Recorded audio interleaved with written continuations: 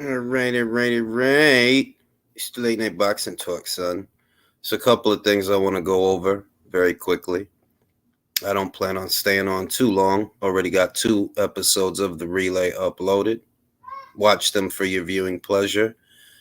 And I saw that some people were actually criticizing Terrence Crawford for attending yesterday's UFC fight, an event that had more of a profile than the boxing match that was on Showtime. You know, there were several boxers at that fight at the Barclays Center for Danny Garcia versus was Goody LaRon, was Goody Chris, was Goody Jay Flint, High King of the Midwest. It was Goody Old Dirty. They were criticizing, but I woke up this morning, go to Twitter, reading the stories. G Funky was good, and I think they was trying to criticize Bud for going to the UFC fight with Mike Tyson, rubbing elbows with Iron Mike and Dana White. And I'm like, yo, these cats ain't got no common sense, fam. If your whole argument is that Bud needs to increase his own profile and the profile of the potential Errol Spence Jr. fight, one of the best ways to do that is to go to an audience not otherwise privy to what they're doing, privy to their fight. You know what I mean? If you want to increase your audience, you don't necessarily cater to the one that you have. You go to a new audience, if anything. Dana White is a well-known fixture in combat sports. That goes without saying, as is Iron Mike, who isn't just an icon, he's an iconoclast. So if the underlying principle is to get out there and increase your own profile, how the fuck does going to the Barclays Center do that? To see Danny Garcia versus a guy that you beat 4 years ago. What is that going to do? What is that going to do? And never mind that Danny Garcia is receiving praise for how he looked with Jose Benavidez. And whether or not you want to dispense praise to Danny for how he looked against Jose, it's not that he doesn't deserve praise. It's that you didn't give Crawford praise for beating Jose 4 years ago. So 4 years later, it means more beating him. Why? He was an unbeaten fighter when Crawford fought him. He was coming off of wins. With Danny, how many times he fought since the Crawford fight? Once in the last 4 years? Like I tweeted, you don't say no. That's what I'm talking about. Like, yo, how you gonna make an argument that Bud need to increase his profile and then criticize him for rubbing elbows with Mike Tyson? Make that shit make sense. That shit don't make sense. If you want him to increase his profile inadvertently, he's doing that by rubbing elbows with Dana White and Mike Tyson because more people are talking about them than they're talking about Danny Garcia versus Jose Benavidez. What fight was trending last night? Amanda Leo, or Danny Garcia versus Jose Benavidez, bro? Shit, I should have watched that goddamn shit because I'm a fan of Amanda Leo. I'm a fan of that fighter, bro. Amanda Leo. Rose Namahama, and Weili Zhang. I fucks with Weili Zhang. Holly Holm, big fan of Holly Holm ever since Holly was a boxer. You know what I mean? Motherfuckers don't be making sense out here, bro. Motherfuckers just be looking for shit to say about a motherfucker. Like, that shit don't even make sense. If your argument is that he need to increase his profile, he was doing that by going to a high-profile fight with high-profile people around him. They wanted to be Terrence Crawford's fault. They always wanted to be somebody else's fault. You feel me? It's always it's never on Showtime. It's never on Al Heyman. It's never on the PBC. It is always someone else's fault. And that shit it's like, yo, dog, like, you acting like an abused, and I'm not trying to be funny, don't get me wrong, but these are the characteristics. You acting like somebody that's in a bad relationship. That you always making excuses for the shit that the other person does when everybody else could see. They bullshitting you. You can't see that? You can't see the shit for what the fuck they bullshitting you over there. They told motherfuckers, nah, y'all on the wrong side of the street. Well, ain't no other side of the street involved now, and y'all still can't get the motherfucking shit done. Ain't no other side of the street involved. It's just y'all. Tampico Slim, que lo que maning. Bud even got a shout out last night because he told a fellow Omaha fighter to land the left of the body, which scored him the KO. Hey! My man, AJ, Rafa, que lo que maning. I'm Dwayne this time. Benavidez wasn't mobile and didn't throw punches and stood right in front of Danny. What do we get? Yo, that's the shit that I'm saying, fam. When Bud beat this guy, they said that the guy's a nobody, that he ain't do nothing. And I'm like, all right, cool, then whatever. But how you gonna turn around 4 years later? What? And Danny need props, yo, because he was, man, if you don't get the fuck out of here, man, maybe I'm cold-blooded. Maybe I'm a bastard, right? But I keep the same energy. I do. You'll notice that if you hang around long enough. Keep the same energy. Oh my God, it's Big Fish EJ! Pom-com waving motherfuckers, man. Like, man, listen, man. The way I see it, let me turn the music on. I actually got some beats I could download, some of my old shit. But for now, I'm gonna play my shit. You know what I mean? Listen, man. Y'all motherfuckers gotta stop acting like groupies for these fighters, bro. I like these fighters too, but I got principles. I got self-respect and shit like that, feel me? I ain't gonna be out here fanboying over, you know what I'm saying, gotta make all these excuses. I'm not his guidance counselor, not his mother, not his parole officer. I don't gotta be explaining every motherfucking time a motherfucker just do some shit that is some silly shit. At some point, you gotta start calling that shit out. If you see there's something going on, you gotta say something. More fans bought UFC pay-per-view than watch Danny Garcia. Ay! Feel me? You know what I mean? It's always gotta be Bud's fault. When Bud was with Bob, it's Bud's fault. He not with Bob, it's Bud's fault. When is it Al Heyman's fault? Al Heyman don't pay y'all. See, I'm getting money. Y'all not. But ain't nobody paying me per se. I would, you know, if Eddie want to cut me a check, you call me. All right? If Eddie want to cut me a check, hey Oscar, you want to cut me a check? Call me. All right? Al, you better cut me a check, because until you do, I'm gonna talk my shit. These cats act like the PBC cut them a check to run interference, to run spin. And they doing all this shit. They get up at 9 a.m. Eye boogers in their eye, tartar in their teeth. Argue. Like, yo, what's the matter with y'all?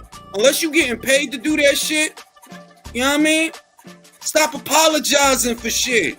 Why you apologizing for Eru? Why? Why you apologizing for Al? Why you apologizing for Stephen Espinoza? Why you apologizing? Is they paying you? I hope so. Say they on code, but they all really just a bunch of dopes. Talk a bunch of shit early in the morning while I'm making my coffee, just yawning. Oh, I got bars, chill. I should have got a record deal. I ain't. You know what I'm saying? I'm just giving it to you straight, because it's the only way I know how to give it to you. All right? Motherfuckers done spent 4, 5, 6 years apologizing for the PBC. Why? For what? You know what I mean? Ishe Spliff out here thinking Jake Paul is the white hope, just Suleiman. Yeah, I talked about that. Look, this is the thing, right? I understand what he's saying and where he coming from, but you can't, because we talking about the WBC, you really can't say that, because the WBC do play favorites, but it's favorites to whoever could get them the most money. It's not about this to them. It's about this. That's what that shit is about. It's favoritism. Don't get it twisted. It's some dubious shit. I ain't even like it. Yeah, it looked like what it looked like, but it's about this. Not this. It's about this. Hey, J. Jose literally did his best who cares impression. Get punched in the face.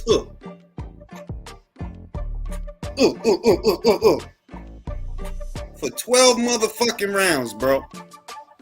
Shout out to the homie. You know who you are, who actually told me what happened in Arizona. You know who you are. It's grimy out here, B. It's grimy. Gary underperformed last night. Yeah, we gonna talk about Gary. I want to ask people's opinions about Gary. Open up the chat to the panel. But I'm like, y'all gotta stop apologizing for these cats. What you get out of apologizing for that shit? What you get? You get up every day, log into Twitter to apologize for Al Heyman. What the fuck is wrong with you? What the fuck is... There's people making money, and you not one of them. But you still gonna apologize every day. It ain't Al's fault, it's Bud. It ain't Al's fault, it's Bob. It ain't Al's fault, it's Eddie Hearns. You silly bastards. I wish you was turning over a profit. Karma for Serrano and Jake ducking the Katie Taylor rematch. Conversations rehatched. Yo, B, I might get on my rap shit. I'm just letting y'all know one day y'all gonna visit the channel and I'm gonna be spitting bars and shit. Y'all like, yo, what the fuck is wrong with this dude, fam? Fuck is wrong with him? You know what I mean? It's just a lot of shit that aggravates me, because the main reason they do it is because they so choose to look at boxing through a lens that doesn't accurately depict what's going on. You making this some old tribal clique bullshit. Fam, you not in a tribe. If you was in a PBC tribe, you'd be getting a check. You're not getting a check from the PBC, right? All right, then you not in the team, bro. You're not in the tribe. Silly motherfuckers. Fuck is wrong with a lot of y'all? I pledge my fealty to the PBC.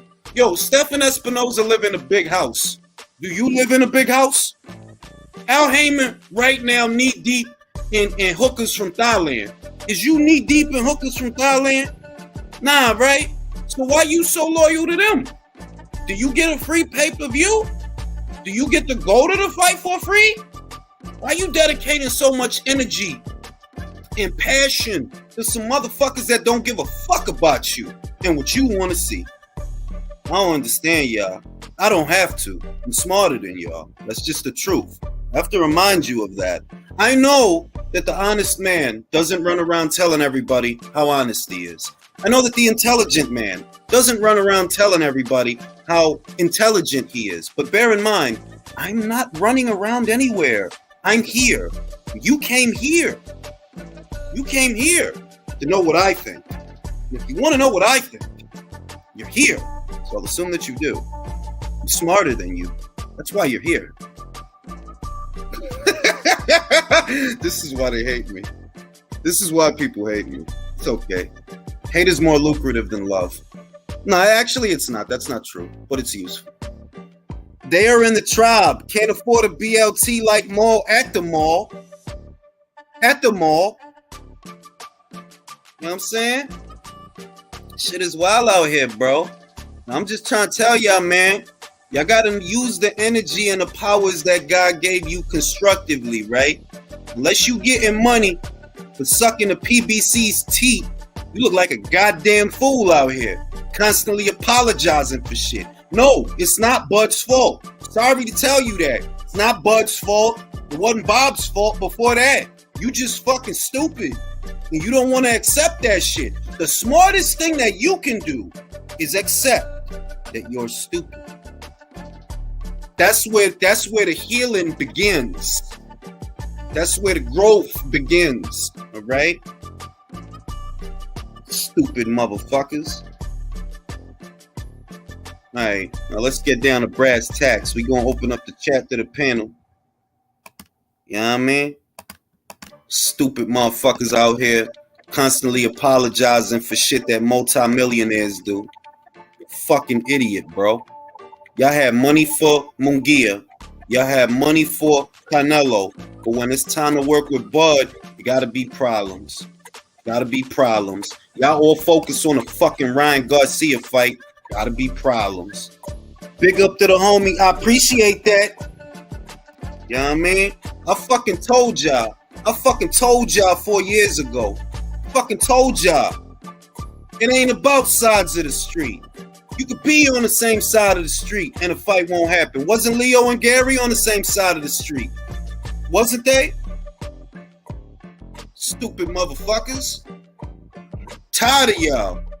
That's why I be telling people on social media, don't talk to me, bro. I'm only here for news. Don't talk to me. I don't want to argue with you about boxing. Unless you're going to come here, argue live where we can see you and see all the dumb shit you say in real time. and I can make my money. I don't need to know what you think about boxing. Don't at me on Twitter. Don't motherfucking talk to me. I don't want to talk to you. Bastards. Sick of y'all bullshit. Stay the fuck away from me, dog. I don't want y'all infecting me with y'all stupidity. Goofy motherfuckers. Fucking shit. Let's get this shit popping. Sick of y'all motherfuckers. Stay the fuck away from me. I don't care how you scored the fight. I don't care who on your pound for pound list. I don't give two furry fucks. I don't care. Don't tell me. Motherfuckers. Yeah, that shit filled up fast. You know what I'm saying? Turn the music off. What's good, Julius? Hey, what's good? Y'all sort y'all mics out. We don't need to know who's in the glove compartment. We don't need to know who's in the What up, y'all? Jules, go give Chris Eubank a pen, man. He can't find his pen. He's a silly motherfucker, bro. Cause now he volunteering to fight Jake when he supposed to be fighting Conor Benn. So is the Conor Benn fight not gonna happen now, or what? I mean, not he volunteered, Jay. So I'm like, yo, see, I don't like that dude, bro. I don't like that dude. I don't either.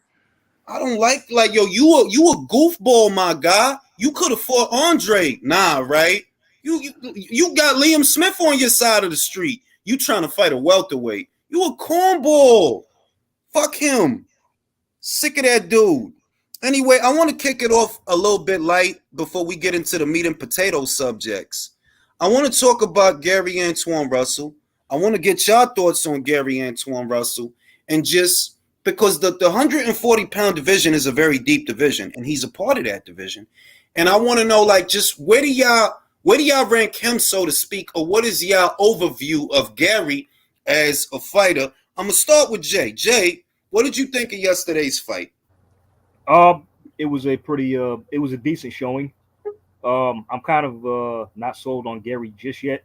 I just say he's decent. He's not bad, but he's just decent. It doesn't help your case when you have refs stopping fights for you. I mean, because you're gonna win anyway. So it's not like you necessarily need a knockout to win, and that's just gonna cause like controversy. Because now I'm expecting the fight to get stopped prematurely in his next fight too, whoever that is. you know what I'm saying? So, but I mean, I'd rank him top 15, maybe not top 10 yet. That's the maybe top 12, something like that, around that area. But I mean, I say like a few more step-up fights. He could be ready for a title, maybe in the next year or two, something like that. All right, Leo, you saw the fight yesterday. What did you think of Gary, and just what do you make of him compared to Subriel Matias, compared to Sandor Martin, Regis Prograis, Jack Catterall, all these different fighters that are at 140 pounds? Some of them have way bigger wins than he does. Arguably, Sandor Martin has one of the biggest wins in the whole division because he beat Mikey Garcia in a big upset win. And, just where do you see Gary fitting into that picture, and what do you make of him? I see Antuanne Russell as something similar to Baranchik. He's a capable boxer. He has power. I think he has talent, but it's really sloppy in there, really. And maybe not in this fight, maybe not this year, but something is gonna catch him. Someone is gonna catch him clean, and I don't think it's gonna be the same. It's the kind of guy that is gonna have a short career for the way he fights. He's not defensively responsible enough, and doesn't have really a good jab. He has good timing. That gazelle punch, that was gazelle punch, if I saw one. That the one he knocked Bartholomew down. Bartholomew. And that was a gazelle punch, a perfect punch. But the way you go in those fights, like nobody can hurt you, you're not gonna have a long career fighting. So you're saying he's doing things right now that he can get away with right now, but when he get to that upper, it might be different. Drew, do you agree with that? What you think about Gary Antuanne Russell, man? Honestly, Jules, I don't think you can get better knowing you're fighting in a fixed fight. Gary had to know that. Woo! You know what goes on in the background, Jules. You've been in the game long enough. Like, hey, they gonna stop it early as soon as you get him in trouble. Don't worry about it. We got this. Like, let's just keep it a buck. It was early. It was early, and Bartholomew wasn't hurt. That entire card was full of fixed fights. How the fuck Benavidez got a draw? You mean to tell me if he would have made it more competitive, they would have gave him the not like so? If Gary can get back to fighting 3-4 times a year like before, maybe he can become a champion. But this Gary, let that be Regis in there. Let that be Zepeda. Let that be Ramirez. Let that be Catterall. Let that be Taylor. I can't disagree with that. I can't, because it's like I saw what happened yesterday, and I'm like, look, he did all right, but you can't get away with that shit. And I'm not going to bring up people that he not going to fight, because we just know that's not how the game work. So I'm not even going to bring up Regis and top rank guys and guys that's just on other sides of the street. I'm going to talk about who's there. You better not do that shit with Subriel. And to add to that, Jules, he fought like a dude that knew that fight was fucking fixed. I ain't going to disagree with you. Spade, did you catch Gary yesterday? And what were your thoughts about what you saw? You know what I mean? Like, what do you think of Gary? Because Gary's an unbeaten up-and-comer. I think he's solid, but I'm not over the moon. You know what I mean? What you think about Gary? I'm with you. I don't think he doesn't have a wow factor. He's just solid, and he can get away with that with C+, B- fighters. But once he starts to reach the upper echelon, it's going to be difficult. But I'm not going to say the fight was fixed. But what I believe is going on is that they're going to make him develop bad habits, because when he was fighting, like with the post-off fight and this Bartholomew fight, both fights I don't think should have been stopped. You understand? So I don't want him to get the bad habit of, all right, I got this guy hurt, they're going to stop it. Because in the future, it may not be the case. He may have another referee that doesn't stop it, and he may have a kind of guy that could bounce back. Like for example, like let's say a Zapata. Let's say he was to go in there with a Zapata and get Zapata hurt. Now, in the past, we've seen Zapata hurt and come back. He may, like, what if he gets into a fight with a guy like a Zapata and he has him hurt and he gets into the mindset like, all right, I'm gonna get him out of here, and then Zapata turns up on his ass and catches him. You understand? So I just don't feel like them stopping the fight does him any favors, because he's gonna develop a whole bunch of bad habits. Can I respond to that real quick? When I said the fight was fixed, I'm not talking about Bartholomew had anything to do with it. I'm talking about the powers that be and the refs and Gary. I agree with that, because so, like the Pastor, listen, not to say that Pastor was winning, he was not winning, but it's like it felt like, fam, like you ain't got to stop this right now. Like you can let it go a little more, and that's how I felt with Bartholomew. And I'm like, what are they telling the ref that? Look, if you can stop it, stop it. Yeah, Jules, that ref stopped it and looked like he was ready to go get the A train. Real shit. Like it felt early, like fam, yeah, he got knocked down, and it's not that it was a hard knockdown. You feel me? It's more like he slipped. He lost his balance. It was both. It was because the impact from the punch, was a gazelle punch. He jumped and threw the shit. So yeah, he got knocked down, but he wasn't woozy, and you could see that like he not woozy, fam. Like he good. You can let it go. If he get knocked down again, then you stop it. Yeah, but he had his wits about him. Like he was walking around and like, no spaghetti legs, nothing. He was good. Right. And I think Gary was going to win, by the way. Me too. He was on his way to winning. Anyway, I mean, that's why I don't really understand, like, you know, just why. I mean, but hey, you know, fixing nothing. Who knows? The ref wanted to get home in time for dinner, man. I mean, he's trying to catch the Amanda Leo fight. That's what it was. Trying to like, yo, Amanda fighting. Yo, y'all gotta wrap this shit up, yo. You know what I mean?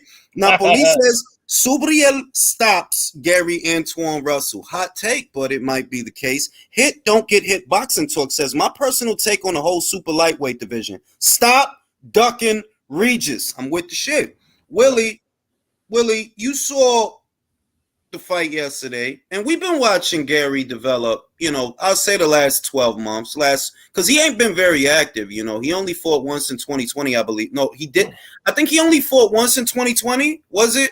Or once last year, and then he fought already this year. What's your thoughts on this fighter? I think that he needs a lot more activity. It's not that he wasn't winning the fight. The problem is that he was getting caught. He was getting timed, and not by a much better fighter. But in my opinion, if he continues down the right track of getting the right opposition, he should be all right. But there has to be a lot of criticism with fighting only one time a year. These guys don't get their experience sparring all the time. You have to be in there in a real fight. Like, the problem has to be financial if you're not getting your guy the right kind of fights. You know what I mean? Mm-hmm. No, I agree. I mean, activity is the main way to get good at something is to keep doing it consistently. And if you're not, well, how the fuck are you supposed to get good at it? You know, and he hasn't been, for a young guy who only is 16-0 now. No, he hasn't been as active as he could be. Country, what do you think about this fighter? Are you impressed? Do you like what you see? Just what's your overview of Gary Antuanne Russell? You know, Gary Antuanne Russell has some potential, but I look at him as a lower mid-level in the division. I think he can make a little bit of noise. However, the problem is he has not been tested fully yet. He has not come back from diversity. And if he gets up in there with some of the killers in the division, he might come up seriously short. How do you like his chances against Subriel Matias? How do you view that fight? You know, hard to say. I think Subriel Matias could probably give him a really good fight. You know, possibly take him to school. It's hard to say. No. It's because Subriel, you know, and I'm not glorifying it, but this is a man that has a body. All right. We know he punches hard, all right? At minimum, we know that. And he's there. He's going to fight Jeremiah Ponce for the IBF interim title. That's a good fight. I like that fight. Yeah, if he ain't ready for it, if Gary Antuanne Russell ain't ready for it, he's done for. Period. Now, so I didn't like the stoppage with the ref. One at a time. I didn't like the stoppage with the ref. It was way early. Like I said, it seemed to me like he wanted to get home to dinner, or I don't know. He had an agenda. They paid him off, whatever the case may be. But he just did not want that fight to continue, and he cut it, and it was too short because that fight could have easily went on. I still agree. I agree that Gary probably would have won, but it would have been better for them to let it go on because now it makes him look bad, and other better opponents are going to want to take him because they're going to go, oh, this guy got protected. I can beat this guy. Virtuoso. Let me go to Virtuoso. We got a lot of people on the panel. Got to get a lot of answers. Virtuoso, you saw the fight yesterday. And you know, it's not like we can necessarily blame Gary for when the ref decides to stop. Because it's not like Gary stopped the fight. You feel me? The ref did that. But what do you like? Where do you view him? Because that's a deep division. It's a lot of good fighters in that division. Where do you view him? It's a deep division, but it's like you said. It's like PBC is an isolationist type of promotion, but like, are you going to face the best of the best out there? The closest one is Subriel, but I'm going to say this about Gary. You know, not as fleet as foot as his brother, but he hits harder than him. Oh, yeah. But, yeah, I just think he should just, you know, leave it in his hands to finish fights, you know, because that was a good punch he landed on Barthélemy. But if we would have seen more of that, you know, who knows? He could have knocked him out. Yeah. But, yeah, man, there's certain things there that needs to be fixed as far as defense is concerned. Is he chinny? Yeah, but you know, there's ways to minimize. Yeah, but I think there's ways to minimize that. I think having him on it, you know, having your brother, you know, in his corner, you know, helps out a lot. That's not the first time I've seen somebody call Gary Antuanne Russell chinny. Julio, what do you think of Gary Antuanne Russell? You know, good fighter, not so good fighter. What do you think? I think he's a good fighter. I see him, his potential as being like his brother. You know, he'll be a champion, but he won't be the guy. He'll be a good guy, but he won't be the guy of the division. Or I even see him maybe as like a Sean Porter. Like, he'll probably reach the top, but he's not going to beat the echelon, the top echelon fighters. Because like he's 26 now, and if you're getting a gift against the guy whose most notable fight was a war against Robert Easter, then I don't know what to make of you. And as far as what Subriel would do, it's a steak over rice. Yeah, he'll get put over rice for sure. All right, Chris, you saw the fight yesterday, and I think we all agree that the stoppage was early. But what about the performance? What about Gary just as a fighter, irrespective of yesterday's fight? Do you like this guy? You don't like this guy? What do you think of this guy? I agree. That's true. And you know what? That's true also. Was that me? I mean, I couldn't have said it better myself. No, I cannot disagree. I mean, it's a very valid point. That's true, too. They did. Yeah. I don't know what's going on. We're going to move on to the next subject. I don't know what's going on. So, you got people, they tried to criticize Bud for going to the UFC fight. And he was there. He was there with Mike. He was there with Dana. Do you think it's bad optics that, Terrence Crawford decided to go to the UFKFC? May I start? Go ahead. All right, so let me get this right. People are mad that Bud went to the UFC fight. I've seen it. I mean, because here's the thing. Anybody remember when the Spence Garcia fight, right? Didn't Bud go to that? Yeah. And when they showed him on screen, what was the reaction of the audience? They fucking booed him. So why the fuck would he go to the Danny Garcia Jose Benavidez fight? that should tell you what you need to know right there. Like, I mean, the last time he went to a PBC, they booed his ass damn near out of the fucking the arena. Like they want him to go so he gets booed. It's like I was just about to say, George, even if he did go, they'd boo him anyway. Yeah, it's sad and pathetic, man. It is. It's like, y'all, like these cats just want him to, y'all want him to be a piece of shit so bad, and y'all get mad when he show. Listen, man, y'all could go to that little bum ass fight in Brooklyn. I'm here with Iron Mike watching Amanda Leo. I don't know how to say her last name. Leo. I don't know. By the way, fellas, one video that's making the rounds is like some dude was rubbing Mike Tyson's shoulders, and Tyson looked like he wanted to kill this motherfucker. Hey, Jules, you know how you talk about tribalism? We're actually witnessing selective tribalism at this point with Bud. It's crazy. It is, because it's a subsect of tribalism. And we've had this conversation that what they don't like about Crawford is that he doesn't necessarily reflect the toxicity that you see in some other fighters. That, like, he's not a man-child. He's not out here acting stupid. He ain't out here being in no shit. He got his family, he go to wrestling matches, he go fishing, he be chilling. And it's a lot of, he don't reflect a lifestyle that some individuals might want to see. But when they do see that, who we talking about? AB's train wreck ass? It's like this, Jules. Bud really lit that shit. The man got shot and drove himself to the hospital. Like, that's why they don't like him. Like, there's no soft faking about Bud. And where was that UFC card at last night, Jules? What city was that in? I don't know, bro. It was in Dallas. Where's Dallas, motherfucker. Where's Little Fish from? Dallas, motherfucker. Why he wasn't at the motherfucking fight? Exactly. Good question. Because he don't listen. They don't fuck with you like that. Air roll. Well, he's actually from DeSoto, but he claims to be from Dallas. De Joto. He won't even go to Texas. I think that's why Arrows avoided the Mike Tyson podcast, because Tyson gonna instigate like a motherfucker. You don't think Mike gonna ask him, why you for Sean Porter instead of Terrence Crawford? Why you did that?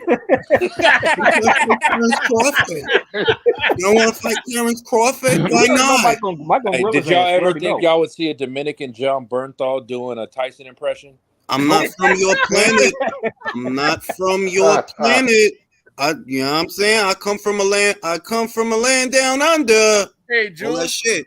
Hey, Jules. Edwin Castillo says if you miss any of his super chats, he's going to send Jose Benavidez a nod at you menacingly.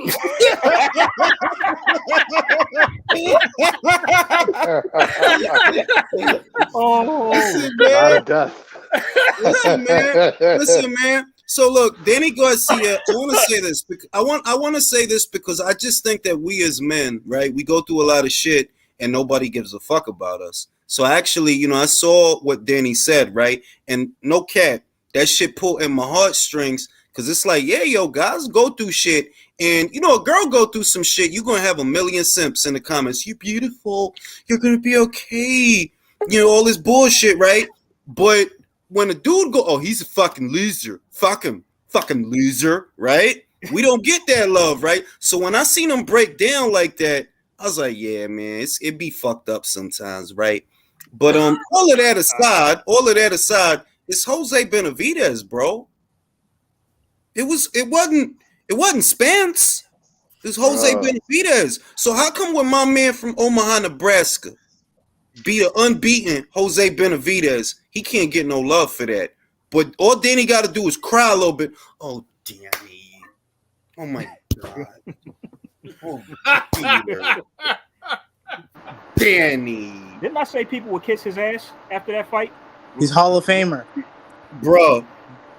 You know what I'm saying? Now, I understand that we as men go through things. We have battles that people that we don't tell them because it's like, nah, I got my pride. I'll deal with it. Right? We got battles. Yeah. You know what I mean? But you telling me all Danny got to do to get more props than Bud for Jose is cry? Yep. Talk about it, Mike. Michael, talk about it. May I say something? Go ahead, Michael. 1 second. Let him say something. 1 second. I'm just doing something. Go ahead. So, here's the thing. There's a difference between men like Crawford and men like whatever the fuck that was last night. Listen, some people are born killers. They don't give a fuck. They don't have no feelings. All they want to do is tear the man in front of them apart. And then you have guys like that. Now, I'm not saying anything about a man's pain, but you are in the wrong business if you have a mindset like that. Like, I felt bad when I heard about his problems and shit. But, bro, this is boxing. Like, you have to get yourself right. If you continue to go in that ring not feeling right, like, he could have got caught. He could have got hurt. I'm just saying. I mean, like, I understood this, that, look, this is what I'm going to say, because before I pass it to Julio, you got to understand, boxing is a very unforgiving sport, and people don't treat you right, and it's a million people that don't want to treat you right, the promoter, the manager, the network, the fans. I get that pressure can get to someone, so him breaking down is really not even... Like, I understand it. I understand breaking down. They're like, yo, people always shitting on me. They don't want to buy my mixtape. They say my clothing line sucks. All that negativity can get to you. But it's like, wait a minute. If y'all bleeding hearts for Danny, why did y'all lambast my man Terrence Crawford when he beat that same dude 4 years ago? So what if Terrence would have cried, would that have made y'all feel better? I could tell you why. Go ahead. All right. The reason why a lot of these dudes that bash Crawford is because Crawford embodies what they can't be. Crawford is an actual, like, I don't want to say gangster in terms of like a street guy, but like a guy that takes care of responsibilities, that's about action, right? These guys pretend. They're pretenders. They like to say they do things, but they're not. Like, you from the hood, Julius. Like, you know the dude that talk about, like, yeah, I done had like 100 fights, and I don't won 100 fights and anything, but they never really fought nobody. But the dude that's really about it, they're just about it, and they don't even talk about it. Crawford, well, you can always tell, believe it or not, you can always tell who's who by how they treat you. You feel me? True. If somebody that give you not because the other thing about shit is that there really are no rules. But one thing that I've always noticed, you know, don't violate somebody that give you respect. And somebody that respects themselves will not allow themselves to be disrespected. And they will offer you that respect because they, you know, you get what you put out. Like, I ain't going to violate. Like, we ain't got to do that. Those be the people that when they go over the deep end, they go all the way, bro. They trying to kill you, your dog, your mailman, the neighbors, everybody. They go all the way off the rail. So it's like, you know what I mean? I could even give you a comparison. Like Crawford is a quiet dude, right? But like when it comes down to get shit done, like when Benavidez pushed him at the weigh-in, right? Immediately he swung for that. He swung for his face, right? Now when you got Charlo, the Jamal talking all that shit, he got pushed by her and didn't do shit. He talked the most shit and got pushed and didn't do nothing. Crawford, the moment he got pushed, right then and there, a swing. That's real shit. He got pushed, and you can see it in the video. He ran around to the security to get behind the security, but I told y'all it's tails, right? Now, I ain't going to tell y'all, I ain't going to say that every dude that put shit in his hair is a bitch. I'm just saying that it's only a couple of ways that peroxide got in your hair, my guy. You either was at the salon with the Kool-Aid packets and the shit, real femininity, or you was over the sink like a weirdo. Pouring that, it's like, yo, you not who you say you are. You see, I count 3 times this happened. The first was with Danny Jacobs, of course, where he got put on blast. No physical, but he knew what time it was with Danny because Danny wasn't taking that shit. Second time was with Jared. The second time was with Jared Hurd. Then the third time was with David. So, like, my guy, but you stacking quite the track record of being a pussy. Yeah, he goes to bed with rollers in his hair. Real shit. Like, I don't like, look, I'm not comfortable. I'm just because of the respect thing, right? I'm not comfortable saying like, oh, you ass, or you just a bitch. You know what I mean? Like, I don't feel comfortable saying that. But what I can say is, you're not who you say you are. You're not how you present yourself to be. You on this rah-rah gun shit. Fam, you a sports guy. You a sports guy. You just a sports guy. Now, it's some bad people in this industry. Some of them happen to be boxers, but you're not one of them. You a sports guy. Simple as. That's what you are. All that yelling and all that extra shit, bro. You'll be the first motherfucker to end up on a t-shirt because you loud as shit. Hey, Jules, Crawford went to the MMA fight because he was tired of Jose Benavidez's vicious and brutal nodding, man. Bro, he would have been nodding to him at ringside. He would have looked at him. But like Crawford don't play. Y'all remember when Jose tried to nod at Crawford and what the fuck happened like 2 seconds later? You know what I mean? Hit and don't get hit. Boxing Talk say, funny how Danny and Mikey and Barrios get more credit at 147 than Crawford gets for moving up, becoming a champion, and stopping everyone he fought at 147. Exactly, right? They'll tell you that Bud, when he moved up, he didn't fight nobody at 47. What, did Benavidez all of a sudden become a somebody at 54? Because all this praise that I'm seeing, I'm like, bro, y'all hypocrites, man. And that shit say a lot about y'all. That when Bud did that, and he did it like, yo, fam, he wasn't, he didn't get pushed around and all that extra shit. Easy peasy, stop him late. That's it, right? Y'all don't give him no props. But then he get props, though. Why? Because he cried? Is it wrong that the whole fight, all I could think was how Castano and Jamel could destroy this guy, like, within 4 rounds? Bro, that's what I was thinking.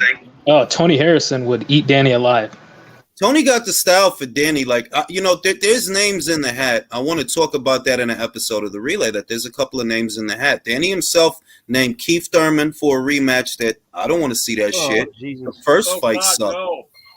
No, they can have each other. They can have each other while Spence figures out. No, because I need Boots to beat the shit out of one of them. Boots is gonna beat the shit out of the loser, Jules. The loser gotta fight Boots. Bro, Steve Kim said that Boots might only fight once this year. Oh. I'm gonna ask him again. We got that boxing dinner on Tuesday out here. I mean, he fought once already this year, right? Because he was on the undercard. The Clayton fight, but it's like, damn, this the shit. Look, if you can't have a high profile fight, right? The only other way to work around that is to knock the shit out of everybody else, but you got to be busy. And if the shit is that, Showtime, they only rolled him out for the Clayton fight, and then you don't see him till next year, bro. This is what I said. I fear. Because these dudes don't want nothing to do with him, and I don't see Stephen Espinoza and Showtime doing what they need to do to, like, yo, we got all the welterweights, right? So we got to get this kid a fight. Let's exactly, like, okay, Boots, we can't get you a big fight, but we'll pay you $300,000-$400,000, and if you want to fight every other month. Yeah, but put on his IG that he has a fight date coming soon. I hope so, bro. I really do. Hey, fellas. Somebody just put up a tweet. This looks legit. Spence Jr. versus Stanionis was just announced for November 19th. Stop it. Tag me. Okay, all right. Let me send you Tag this shit, me. Jules. I got you. I got y'all. Same here. All right, I got y'all. Hold on. And say hi to Elisa for me tonight. Yes, sir. We'll do. Y'all need to stop that shit. Julius, you know, AJ. Got you. I got you. Well, Crawford is literally the only person to call out Boots, period. Like, nobody else wants to say this kid's name, but Crawford's the only one willing to fight this guy. How can you not like the guy? That's what I want to know. Where's all the hate come from? Shit. Serve this letter as the beginning of the free negotiation period for the fight between Jose Zapata and Regis Prograis for the vacant WBC super lightweight title. If there is no agreement during this period, the WBC will hold a purse offer pursuant to the WBC's rules. And what the fuck happened to Jose? I like that fight. I love that fight.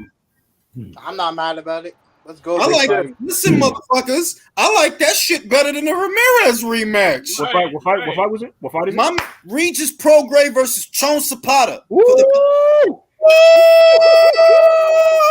That's a bomb. Cracking, my brother. Regis round 8. Round 8. No, round 9. Jose though. They're never gonna be the same again after that fight. Jose just ended 2 careers back to back, so I think he has a good chance. I'm saying if Jose not gonna fight Chong, and you know a lot of people felt. I remember after that fight, a lot of people felt Chong won that fight. I remember that when they fought, it was like Chong deserved it. Did Chong scare Jose Ramirez away?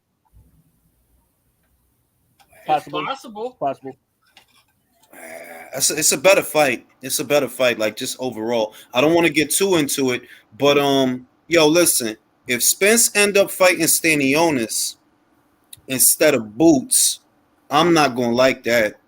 You ain't satisfied a mandatory for the IBF in 4 years, my guy. That's your mandatory. Boots is your mandatory, right? Stanionis could wait because you just won the WBA. You already had the IBF. So by all rights, Boots should be next. Right. Hey, Jules, I sent it. I sent it. You should have it. All right, let me see that shit. Yeah. Better question: what if Crawford wants to fight Boots, like right now? Nah, that's not. I mean, look. Who this beats by Canelo? I think that shit fake, bro. Okay, shit. Damn, I was about to say. I think that shit fake. Like, it's not that it can't happen. It could happen because that was the deal that they struck. Also, right. That was the deal that they struck. Jesse Quesada asked, do we get Ben versus Ramirez next on the zone? Thoughts? Bueno, tú sabes, Leo, Conor está hablando con Chris Eubank Jr., pero esa pelea no está hecha porque Conor is trying to get a Jake Paul fight. So we know that the Conor Benn fight is not done. So I don't know, maybe the Ramirez people decided, you know what? Conor Benn pays well and he's more beatable. You know, he's beatable because he's not as experienced as Chung. We done been in there with Chung, and we know what he could do. Conor is greener, younger. Fight probably pays the same or better, so let's get it. Maybe that's what it is. I don't know. But I like it. Now I'm going to need everybody to spit a bar. I'm not playing. Get out the motherfucking rap skills. We all need a Alicia. Sure. That we. Hey, y'all gotta spit a bar in honor of Baumgartner. There you go. Y'all can hear the music. Yep. Go ahead. I'm gonna start with Jay. I want one bar. Queen Alicia doing it. Oh fuck. Now y'all just gonna sound like a bunch of simps out here. Let me Go to somebody else. I ain't even gonna do that because y'all gonna sound like I'll do it. Hit that beat. Go ahead. What you want me to play it? Yeah, go ahead, man. I got you. I do not take responsibility for none of these bars. Let's go. Hey, Michaela, watch out for Alicia. She's gonna hit you so hard you're gonna have alopecia. Or you might have a seizure. He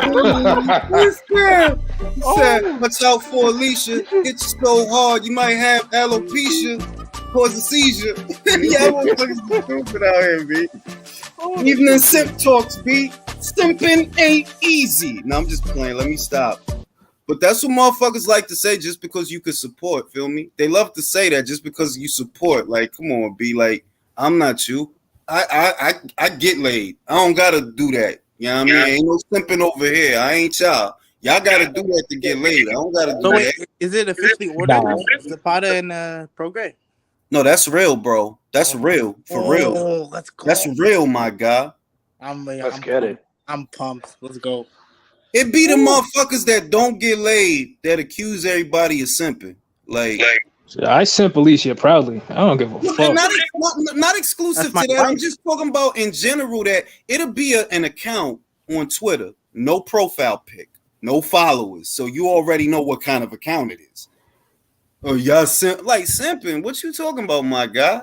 Bro, those are the virgins, bro. Swear to God, or they're super. Yeah, you're simping. I mean, this generation doesn't know what it means to be a refined gentleman. They don't have weekend trysts with women. They don't have champagne pouring down buttholes. I'm gonna just be real. They get enough love from their mom. If you gonna really eat the box, right? Let's say you got a joint, bad joint. You know you ain't really supposed to eat every box, right? But when you get a joint like a bad joint, you gotta really, really eat that box. And yeah, you gotta abandon some of that inhibition and shit. You're not gonna get there to where you eating the box the right way. You're simping. Nah, you better eat that pussy, motherfucker. Jules, the difference is we grew up different. We grew up with Tupac making the "How Do You Want It" video with number porn stars. Real shit. How do you want it? Hey, Heather Hunter and Nina Hartley in that video. A prime Heather Hunter and a prime Nina Hartley. We grew up because it's like this generation is afraid to like girls. Like these is a bunch of like so what? Like if you like somebody, you're not supposed to tell them what y'all supposed to do. Just you know what I mean? Because I see how they behave online, what they categorize as simping, and I'm like, so when you like a joint, what you gonna do? Throw a paper ball at her? What you gonna do? Hit her with a spitball? Like what are you, a child? He said prime like it's Roy Jones or some shit. But Julius, and a whole bunch of fellas that's on here, right? Which I failing to realize is, I honestly think it's a generational thing, because we came up. I'm 31, right? I'm a millennial, but I'm right in the middle where before the internet became popping. Like there was a time where we actually had to go up to shorties and actually write their numbers in our hand, right? So we had to develop certain skills. This generation, they get everything like so quick. Like just think about it, right? This generation, there's a whole generation that's addicted to porno. You feel me? Where but it been motherfuckers addicted to porn. But I feel you not though. Like this, not like this. This is a whole. This is a whole. Bro, once they bring out them animatronic vaginas, it's over for the next generation. They not gonna want to get out there and get it. Hold on. Speaking of adult starlets, who is your top from the 90s, Jules, that you remember? Oh, from the 90s. I mean, Jenna Jameson was the pound for pound in the 90s, bro. Jenna Jameson. Late 90s, early 2000s, yeah. I'm gonna say there was two. There was Jenna Jameson and there was a redhead. What was her name? Chastity Lane? I had a thing for Kobe Ty. Remember the Asian joint? I liked it. Look, I liked the Cameron Steffens for the dome. Nobody was fucking with Cameron Steffens for the dome. But Mr. Marcus couldn't even fuck with it. Cooper had changed the game. Jameson has Mimi Miyagi or Hypatia Lee either, man. They were Jameson has the argument for pound greatest. Because of Tiffany Banks. Work rate. She fussed like she was a girl possessed. It is the work rate, exactly. She's been in the game long enough. She fucked the brothers. Like right now, look, of the previous era, right, of that cycle, for me, it's Mia Khalifa. It's always Mia Khalifa. For this era, it's Violet Myers. I was just about to say her. I'm high. No, Riley. You can't blame Tito Ortiz for locking down Jenna Jameson for a while, huh? Nah, come on, be like, how you not? But she didn't get her in the prime, though. This the funny shit, right? I'm gonna say this, right? I could tell that these guys that be saying certain shit, they don't do nothing. Why? The only difference between the porn star and the bitch you trying to get is the porn star get paid for that shit. The bitch you trying to do that shit for a bag of weed and a couple of licks or whatever. You know what I mean? Or a date, just a date, Like, just one date. You think they not out here sucking dick? You think that's not happening? It's happening, bro. Hey, Jules, that's where the nodding skills come in. Yeah. Country. No, just being real. It's like I see some of the things that they say, and I'm like, fam, like at the end of the day, everybody getting down, but don't look down on no stripper or no porn star because they getting bread for it. Because, well, the bitch you like probably doing the same shit she doing, but at least she getting paid. You feel me? Like, don't look down on them. Like, fuck is your problem? Don't look down on them. The most fun Exactly. I've If ever you're had. good at something, don't do it for free. The most fun I've ever had was when I was in that industry with working girls and strippers. Go to a strip club. I'm telling you like this. Go to a strip club, and if you call the stripper by her real name, if you know her outside the club, watch how all the other girls react. Like, oh, you know the real her. You know what I'm saying?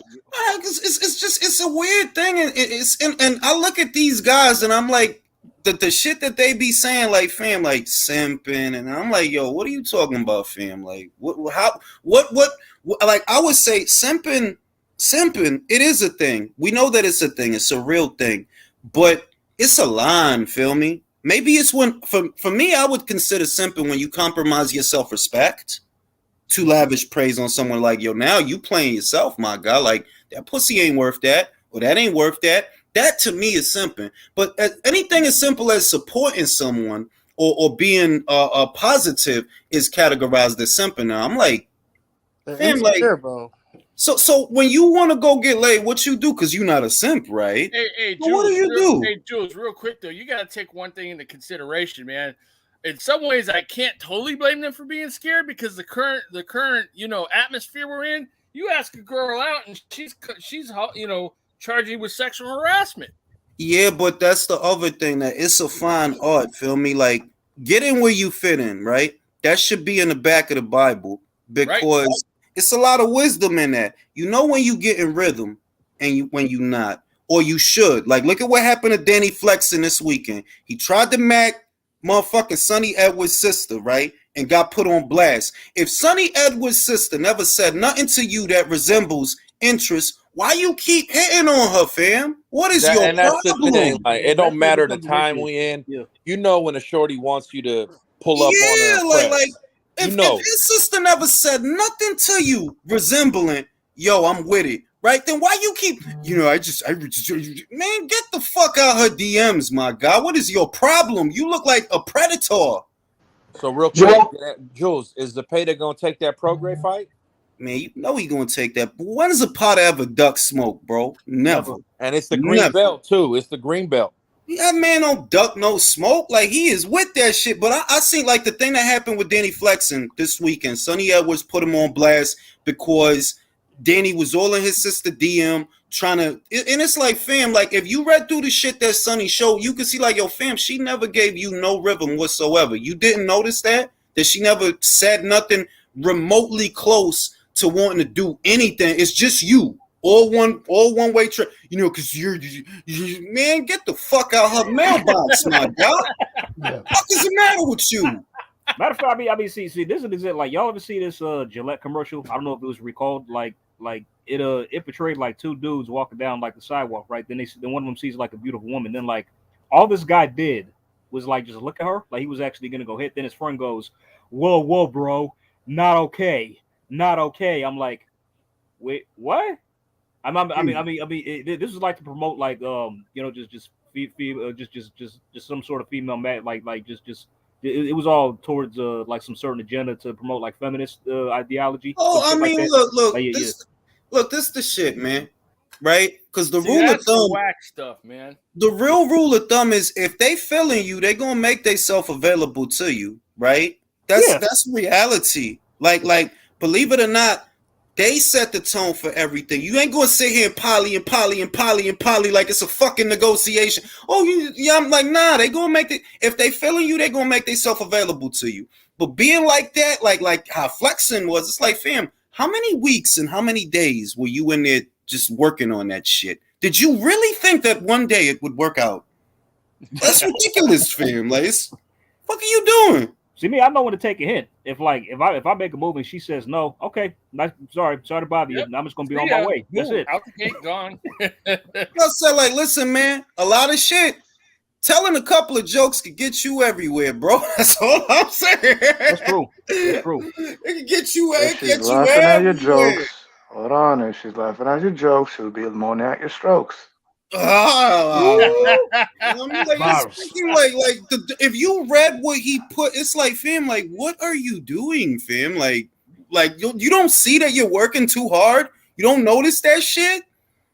See, look what we did. Now look at the chat. Everybody listed all sorts of porn stars and shit. No, we shouldn't have said shit. We shouldn't have said shit. Now everybody telling you y'all check out here. My favorite right now is Kira Noir. Check her out. Man, it's Violet Myers or nobody, bro. I like Vanessa Vega. Y'all know who that is? Nah, I don't know that. You're okay. But real shit, yo. I don't agree with Mia Khalifa's statement. What she said? She cannot be the GOAT. She can't be the GOAT. No, her head movement, trash. Listen. The greatest, the GOAT. Yo, I just gotta say, this topic has brought out more personality from Leo than any boxing topic. I'm just saying, Mia Khalifa is like a Biggie album. Her body of work is not actually that extensive to begin with. She wasn't in the industry that long. Feel me? So she's not in that GOAT conversation anyway. The GOAT is Jasmine Cashmere, hands down. Nah, the GOAT, it gotta be Jenna Jameson for the flicks and Karen Steffens for the dome, because people didn't even know people didn't know dome like that existed until Karen motherfucker Steffens. Hey, they call it Superman for a reason, y'all. Hey, we just signed Mia Khalifa up for the Jose Benavidez School of Nodding. Yo, I don't like the implications of what you're suggesting, B. Because where did Jose learn to nod like that? Yeah, he's on that street life, man. Oh shit! God, nah, B. On some real shit. So look, this was going on. We know that the Jake Paul shit got canceled, right? I want to go around the board. Who do y'all blame for the shit? Jay, is it Jake's fault? Is he faking a funk, or is it Rockman's fault? Who gives a shit? I was gonna watch the fight anyway. Fair enough. That's a response. Leo, who you blame for that shit? You blame Jake or you blame Rockman? I blame Rockman, but look, Jake Paul, whatever number is put in there that I'm making so much money, it's not that number. It's not. I think the move for him is wait to develop.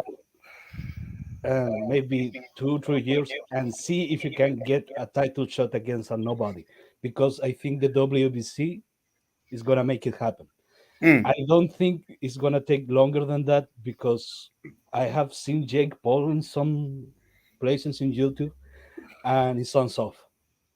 It looks like someone done being sparring too hard.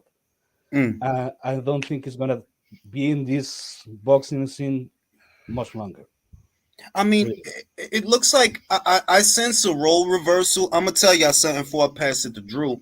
Remember how we talked about when Jake started popping off that it was kind of like a role reversal, that Logan became the unpopular one and Jake became the popular one. And now I see, okay, now it's reversing back because Logan Paul getting money with the WWE. They liking him over there. Every time I hear something about him now, it's positive, that his podcast is popping, that the SummerSlam shit was dope, that he fits right into the WWE. He's a natural, right? And now Jake is becoming more of a pariah. Drew, who you blame for this shit? You blame Drew, you blame Jake or you blame Rockman?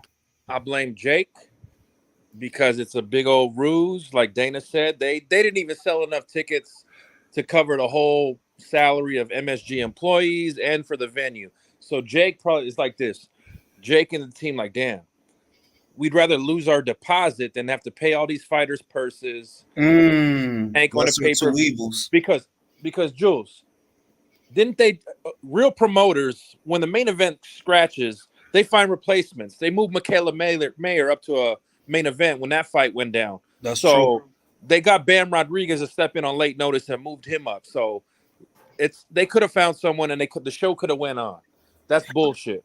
They was losing money. They was gonna lose 7-8 figures if they would have put the event on. Now they only lose 500,000. Yeah, 600,000. 6 figures. Exactly. Like it's the lesser of two evils. That we probably lose our deposit at MSG, but it's better than losing 7-8 mil trying to do this show that ain't gonna bring in no money. Spade, who you blame for the shit? You blame Rockman, you blame Jake.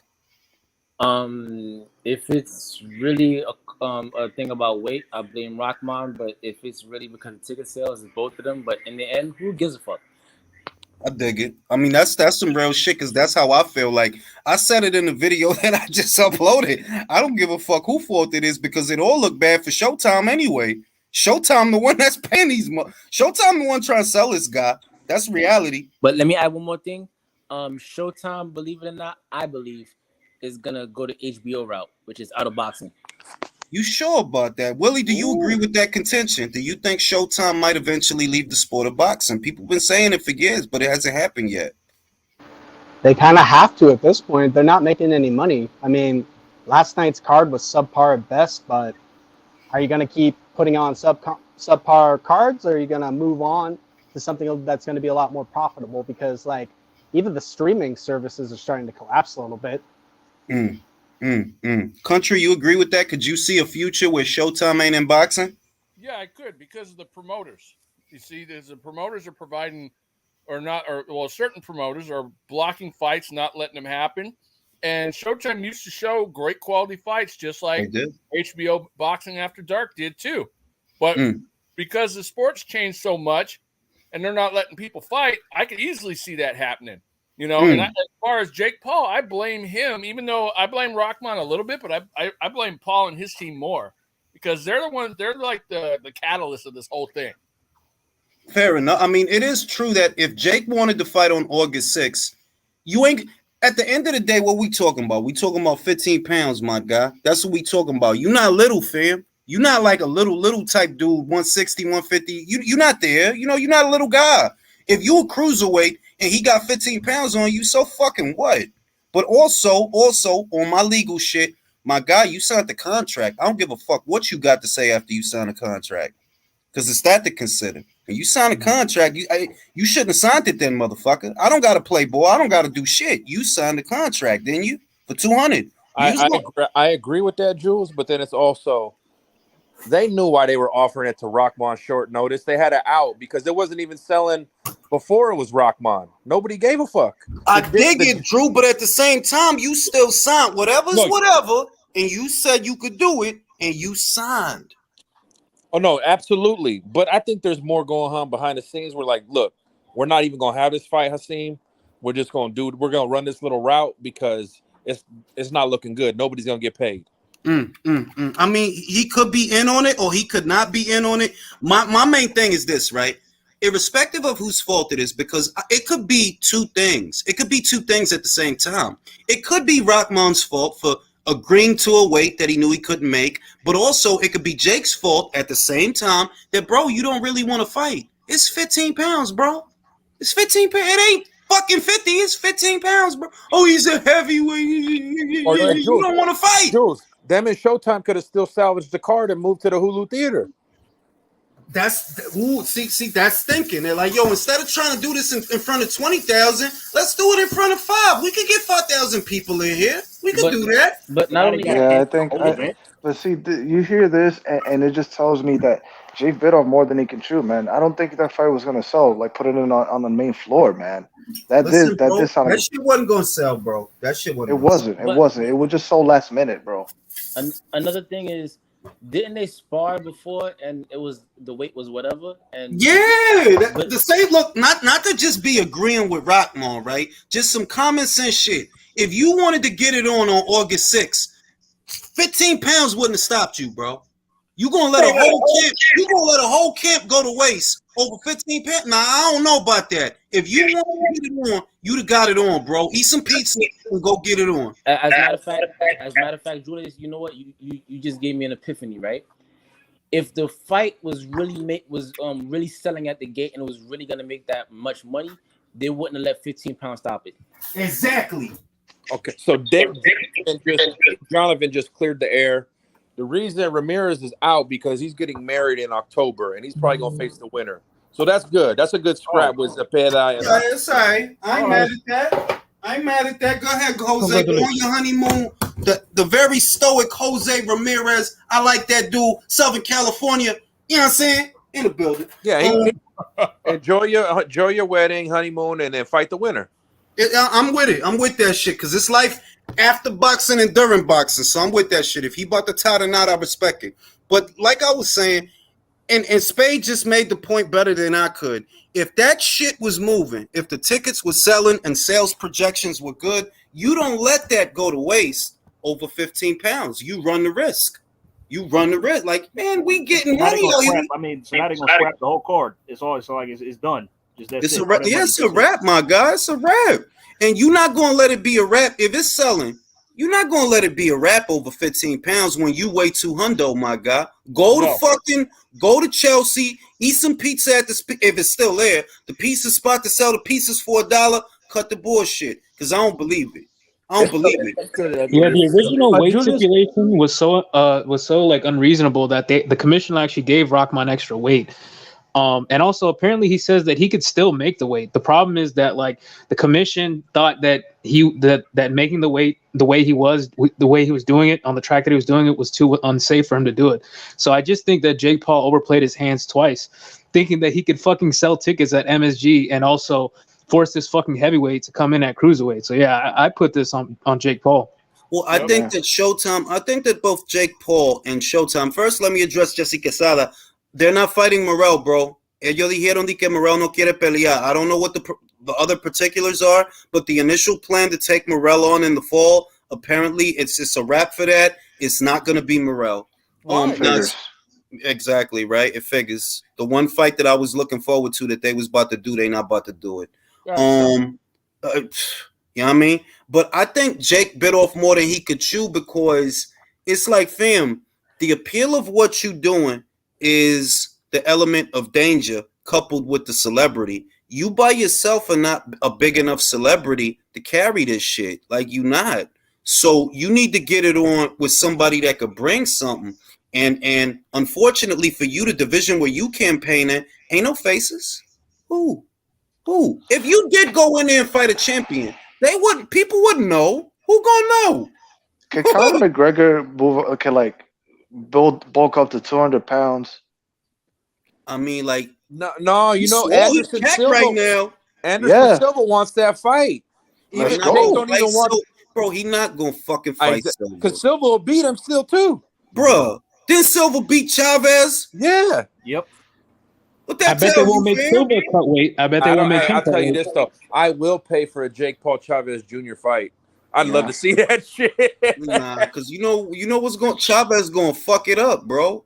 He is the onlyest fuck up of all the fuck ups that ever. He the Mexican Adrian Broner. Bro, he lost a boxing match to an MMA guy. I would pay for that was old. I would pay to see a reality show of Broner and Chavez as roommates. Bro. Shit gonna end up with them being married at the end of the season. No. This is how it would go. Is like Adrian would always be arguing because he can't understand what Cesar be saying. It'd be 1 week they're in Cincinnati and then another week they're in Mexico. Oh, that shit would be hilarious. It's gonna end with them being both at the Betty Ford Center. I feel so bad for Julio Cesar Chavez Sr., man. I mean, that poor guy. I mean, he got Canelo. Canelo. That's his real son. And he adopted Triple G too, so he good. Yeah, Mexican style, bro. Big drama show. But let's see what's the other subjects we gonna cover. We talked about Crawford. I think we talked about Crawford. We talked about Gary. Let's see who else. Let's see what else is on the docket. It was one more thing that I think I wanted to talk about. Jules, does it mean is it only American athletes that want sympathy for the ups and downs of regular life? Steve Kim just tweeted this to me, right? Steve said, and it's a tweet from Mike Copinger that reads, "Big props to Danny for showing such vulnerability in public. Not easy, but it will surely help so many of his fans." Let's dissect this for a minute, because like I said, I'm not heartless. I think everybody on this panel can agree. Men don't get the sympathy that women get. When we going through some shit, nobody gives a shit. Even other men, nobody gives a shit. Lying, man. Like really, if you not rich and you not this and you not that, or nobody gives a shit. But it's like that was over Jose Benavidez, though, wasn't it? Like you had all this anxiety over Jose Benavidez. Your fan base is the fan base that says that Crawford hasn't fought no one. That's the Danny Garcia. The ones that are big up Danny is the same ones that tell you Crawford didn't fight nobody. So what, you had like a anxiety attack because you had to fight a dude Crawford beat 4 years ago? The nods was getting to him, Jules. And here's the thing. I'm very sympathetic as someone. They're having a psychological effect on him. As somebody that goes to therapy to make sure I'm at my optimum efficiency at all times, and to get an outside perspective, I'm for it. The problem I have with it is life is life. Just deal with it. As men, other men just want you to persevere. We admire that. We don't want you to cry about the shit. We're logic based. You find a solution and you go for the solution and you execute. If that's therapy, that's fine. You execute. Yep. That's all that matters. Men like when other men execute as opposed to wanting sympathy, because that we don't find throughout the existence of men. Men have never looked for sympathy. Just get it done. We get it done. Well, one thing about adversity in whatever form you may face it, right? It really is survival of the fittest. Unfortunately, this is not heaven. We ain't in the promised land of milk and honey. Survival of the fittest. There's purpose in the struggle. It does make you better in the struggle. And yes, you do have to weed out the weak people, unfortunately, but that's the truth. It's reality. You know what I mean? It builds character. If, for example, I'm a parent. So as a parent, one thing you're afraid of as a parent is bullying. But I was proud of my daughter when a kid called her name and she punched him right in his mouth. So I don't gotta all right, so cool. That a girl. You got that. You know what I mean? And it's a lesson in the adversity. They're like, yo, you gotta, don't be an asshole, don't be abrasive, don't be mean, but at the same time, don't be afraid to assert yourself. You have to respect yourself and get your respect, because when you get out there in that real world, it's gonna be people that don't want to give it to you for whatever reason. There's people that hate you for no reason. How many motherfuckers don't hate me for no reason? I don't even be doing nothing. I'm in my living room. And like you said, Jules, it's Benavidez. But I see some parallels between Danny, Ryan, and Teofimo. They're Teofimo, like I feel for him a little because he hold it in. No, and what I'm saying, the similarities, they're all the breadwinners for their family. They're men having to take care of their fathers that are still grown men and able-bodied, and they don't have no Danny, Ryan, Tiff. They don't have no male friends outside of their family that could hit it to them straight and not be a yes man. Right. I dig it. Shout out to my man Jimmy DeMarino. Boxing always been a social, economically driven sport, and this kid's already a multimillionaire for goofing off on YouTube, then getting punched in the face far less than he already got, maybe sinking in. Yeah, because the realities of boxing, he think it's all good. Like, I don't know why people think that boxing as a profession is in any way easy. And I think something that they don't realize is it takes certain things to fight for a living. And what they don't realize is everybody's not born with those things. Now, some people, they are born with them. If you're going to make it as a boxer, you need to be able to take a punch. You need to have a good pain threshold. You need to be able to follow a game plan. You need discipline. Discipline is what separates the men from the boys. There's a lot of things that to make it, you have to come into it with it. It's kind of like a basketball player. Well, listen, my guy, you know, they tell you to shoot for this, aim for the moon, and hopefully you'll hit a star. But if you 5'2", you ain't gonna make it to the NBA. I'm just saying. And every sport is like that. Every sport, there's certain There things. are exceptions. Spud Webb. There's always exceptions to the majority. You're right. Spud Webb, Muggsy Bogues, I dig it. I'm just saying that the majority of the league don't look like that, right? Right. Right. You know, Jules, I'd be crying too if I was feeling traumatic about a puppet shooting at me. Yeah, I mean the peanut shit, right? No, but seriously though, it's like it did call me off guard when I saw that bit of emotion. I mean, I'm not mad at it, but it's like it really caught me off guard. Like, is beating Benavidez or beating Luke Campbell tantamount to, like, let's say Michael Jordan winning his first NBA championship and his father by his side sobbing as he holding the trophy? No. I mean, what I see, this is what I think, right? You know, Danny probably got a lot of anxiety because if you look at the last couple of years of his career, whenever he stepped up to a solid fighter in his division, he lost. So, yeah, it's going to hit you hard. You're going to question yourself if that happens. Don't get it twisted. But at the same time, as a man, you know you're accountable for the shit you say, as is your father. Y'all was talking shit to Bud. Yeah, I was talking shit. I forgot. Why you always do people? Yeah, I'm not phased by this off that shit, to be honest. Like, this dude turned into fucking Matt Damon from Good Will Hunting because he took Benavidez to a decision. Like, if you're really that, like, you know, passionate about this issue, then just fucking retire and become an advocate or something. Real shit. Like, everybody, like, what I notice now, and I'm not trying to knock people, you know, that have mental shit, right? But I was always of the opinion we're all going through something. Deal with it. Yep.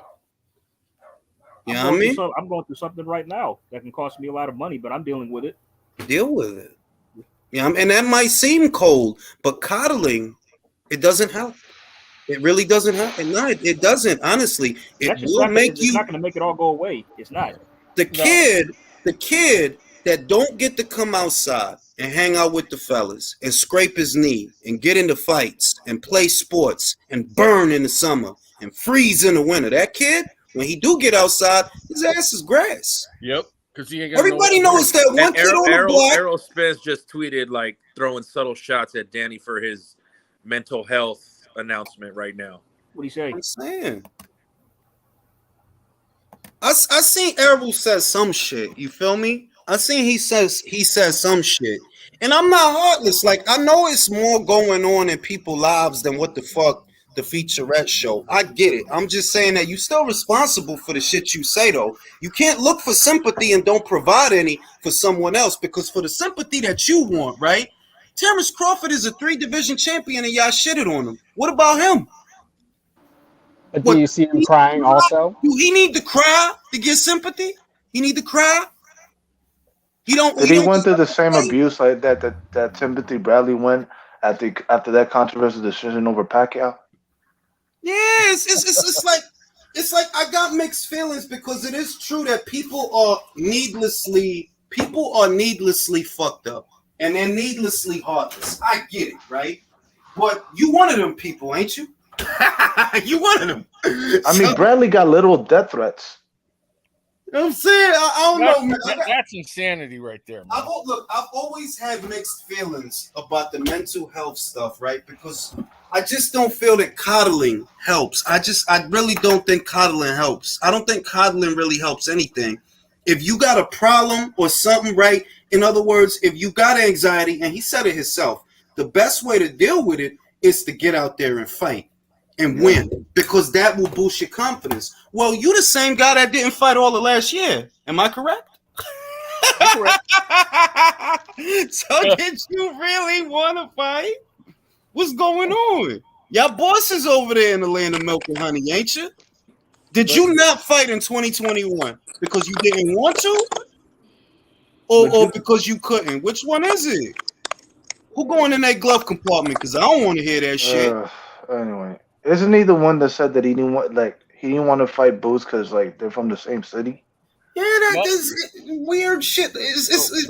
So we got Danny saying I don't want to fight Boots because I'm from the same city. Now Keith acting like he don't know who he is, but Bud saying, "Oh yeah, I'll fight that dude. He's gonna be a problem." That's what I mean. It's like at some point, it feels like we're rewarding things that we should not be rewarding, or at some point, it feels like we're overcomplicating things that are not complicated. If your thing was the pressures of what you're doing, right?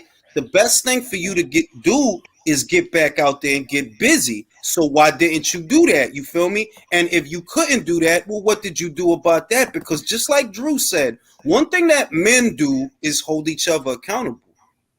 What did you do to alter your circumstances? Oh, you didn't do nothing? All right, then I don't feel sorry for you, fam. That's the thing with us as men. We'll give you here's the thing. We'll give you, as this a Capricorn thing, I think. I'll give my people a shoulder to cry on one time for one issue. You come back to me with that same issue, fuck off. Yes. I'll give literally. If it's a different issue, I'll give you the shoulder. You only get one time for each thing, though. And it's my thing is, bro, I'm not going to sit here and listen to you complain about the shit periodically. I have better things to do because I'm using my time for something. And I'm not going to sit here and listen to the same shit. You don't want to fix shit, bro. You just want somebody to tell you, yeah, man, that's fucked up, bro. I don't got time for that, bro. I call me cold. What? I don't have time. And here's the thing: you're not cold the first time, Jules. You're a dick and cold the second time. You get one shot. Like what did Eminem say? You got one shot. You know what I mean? One moment. Like I have a lot of arguments. I've had a lot of arguments with people that I'm close to over that, but it's because, well, you come into the wrong person. Maybe you need a more emotional person to tell these problems to, because I'm not saying it to be funny. I'm a very logical person. If there is a problem, I don't rest until I find a way to fix it. And every day I'm trying to fix it. If there is a problem, what I'm not doing is telling everyone. There's nothing unless telling someone something is going to change it, then there's no need to waste time on that. I can't do it, bro. Yeah, I mean, based on the reactions here, so far this Sunday, it seems like that Danny opening up seemed to open him up to more criticism, like because you got Errol basically shitting on him. Because in the process of doing that, you're basically saying that, yo, you've been done dirty by the business. When you've got pretty much advantageous, with being who you are. Think about it. He got a title shot. He got a title shot at a guy who was recovering from a car accident. Right? Did Danny really deserve to fight for 2 alphabet titles? No. Fuck no. Fuck no. I mean, because the onus is we could blame him for this. It's like in those title fights, with Thurman, Keith, Errol. Well, you don't really do much in those fights to even win. That's the other thing. That some shit is not bad luck. All right, some shit is not the depression and the anxiety. No, it's just reality. It's just reality. It is. It's just reality. Meanwhile, Bud is he's like, who do I gotta rob just to get a title shot? Yeah, you know what I mean. Who do I got? Yup. These guys that keep having to apologize to their followers or the followers of boxing for their careers, right? I want y'all to pay attention that it's these guys that they shitted on Bud. They shitted on Bud and tried to tell you that these guys is better. These guys have got to apologize for everything. Well, Jules, boxing has become bizarro world in a sense. I mean, everything's backwards. Yeah. That's it. That's in Revelations, right? Is it? Yeah. The end times. Up is down, down is up. Everything is backwards. Hold up. Julius, I'm about to bounce, but I just want to touch on one subject before I bounce, right? I agree that the new generation boxers, fighters like Ryan Garcia saying that belts don't mean anything. I don't agree with that. However, with the WBC and the WBA making moves like trying to put Jake Paul into the rankings, it kind of justifies what Ryan Garcia is saying. I don't agree with him, but with them doing moves like that, it kind of justifies what he's saying, being that the belts don't have any kind of value. Let me say this, Spade. Was Jake going to get a belt? No, a ranking. A ranking, right? Not a belt. Ryan, in other words, I'm never going to qualify nothing Ryan's saying because we're not talking about Jake getting a belt. We talking about him getting a ranking. As dubious as that is, it's a ranking. It ain't a belt. Now, who Mike is doing all that? That crackle pop over here. We talking about a ranking. Ryan is just masking excuses not to fight Devin, and I'm never going to get away from that. You only saying that belts don't matter because you don't want to have to fight Devin for his. And Devin isn't a nobody, all right? If you have time for Fortuna, how can you not have time for Devin Haney? No, when I hear that belts don't matter, it's usually a half truth because there is an ulterior motive to saying that. Yeah, it's just called I don't want to fight Devin. That's all. If belts don't matter, I just got a question. Which one of you would pick Jake Paul to beat Jay Opataya? I will on points. I want back. Good night, brothers. Nah, being real. The guys that say that, right? You know what they don't ask? Okay, if belts don't matter, he's fade. If belts don't matter, right? And it's so easy to get one, why you don't get one? Go in there, get Jay Opataya's belt. It's easy. And or is it not easy? That's why I'll give Danny Garcia a little bit more grace for his shit. Ryan Garcia could fuck off because the belts meant something when George had him, and then that Devin got him, Devin should be ashamed for thinking he's great for beating George. But you was calling out George as soon as he won him. Yeah, as soon as he won, he called him out, didn't he? I remember. Yes. That's why I can't take Ryan seriously. He said it would be an honor. He said it would be an honor to get in the ring with you. A dude that says that belts don't matter, check it, right? You saying that because it's the opposite.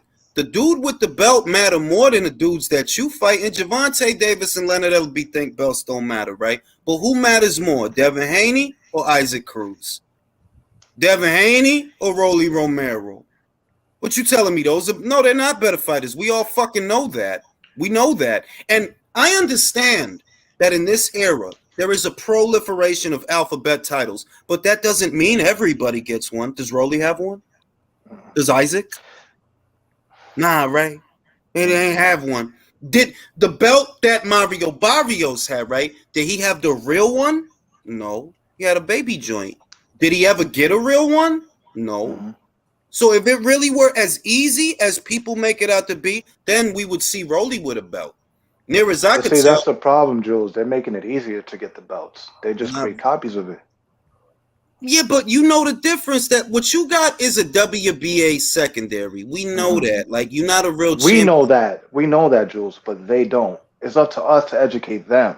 Well, that's why this show exists. I mean, we're like the fooling fellas, the fooling casuals because they're actually promoting these fights like the actual world title fights and calling them the 3-division champion on the All Access and all this kind of marketing. I'm just saying that Ryan could kick that bullshit, right? Who you gonna win a belt from at 40?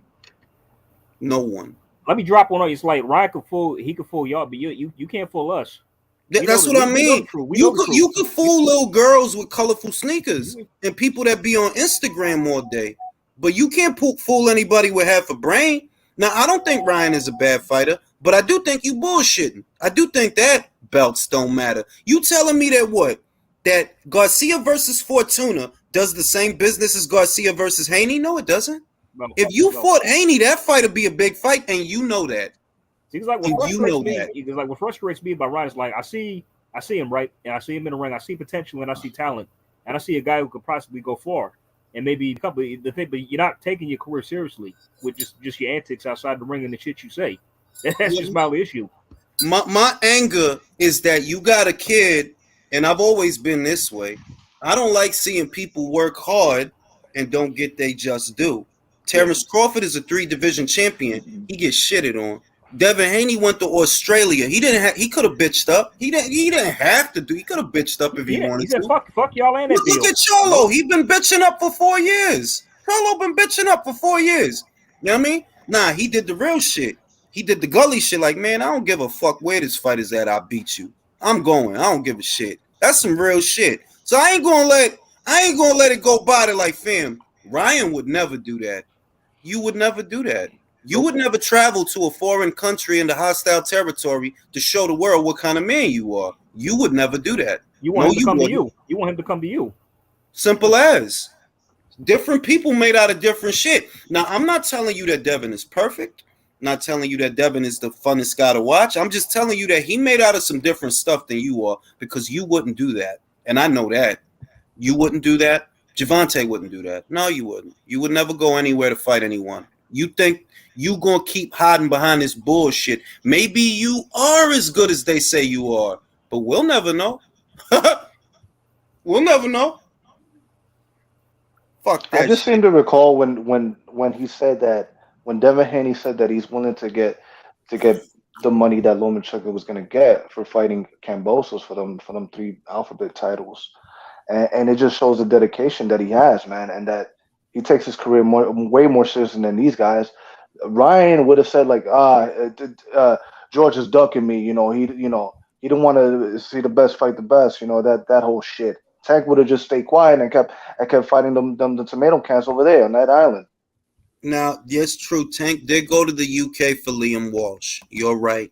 Would he go to the UK for Josh Taylor? No.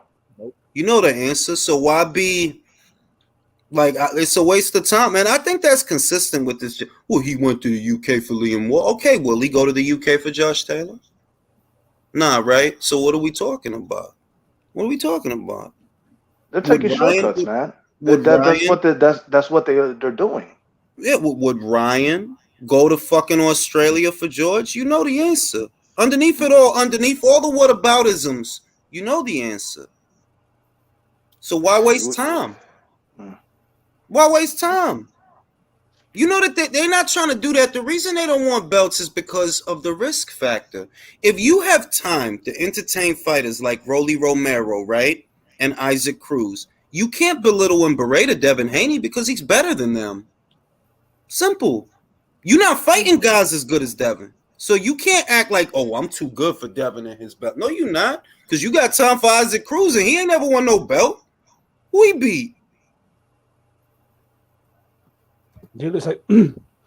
I want to say something.